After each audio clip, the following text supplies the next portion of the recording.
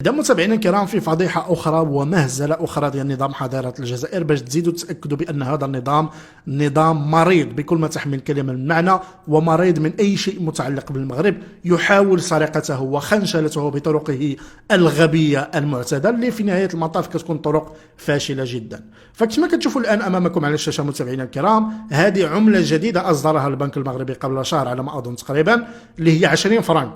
20 فرنك بصورة جديدة وبعملة جديدة كيف ما كتشوفوا الآن أمامكم على الشاشة.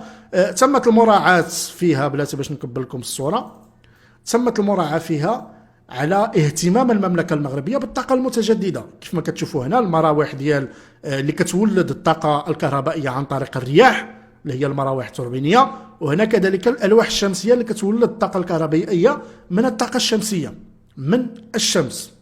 يعني تصميم واضح باين عادي جدا، ما ردينا لشي البال. 20 فرنك جديده كذا كذا كذا.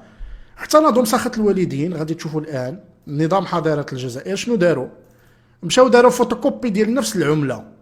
ها انتم المراوح التوربينيه اللي كتولد الطاقه الريحيه، والالواح الشمسيه اللي كتولد الطاقه الكهربائيه من الشمس، نفس التصميم محطوط كيف ما هو.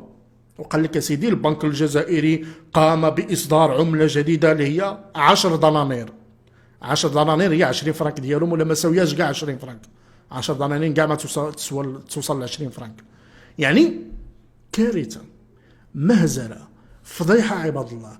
أمور بسيطة لهذه الدرجة حتى هي باغيين تخنشلوها. يعني حتى لهذه الدرجة وصل بكم المرض، وصل بكم الهوس، وصل بكم الجنون أنكم تحاولوا تخنشلوا حتى 20 فرنك. 20 فرنك باغيين تسرقوها. 20 فرنك التصميم ديال 20 فرنك، 20 سنتيم باغيين تسرقوها. شوفوا عباد الله نفس التصميم هانتوما كتشوفوا الان امامكم على الشاشه. سرقوه، ناضوا سرقوه كيف ما هو، ما داروا شي ابداع، ما دخلوا شي حاجه متعلقه بالثقافه والهويه ديالهم اللي مصدعين لينا راسنا بها، مع العلم هما ما عندهم لا ثقافه ولا هويه، ما داروا حتى شي حاجه.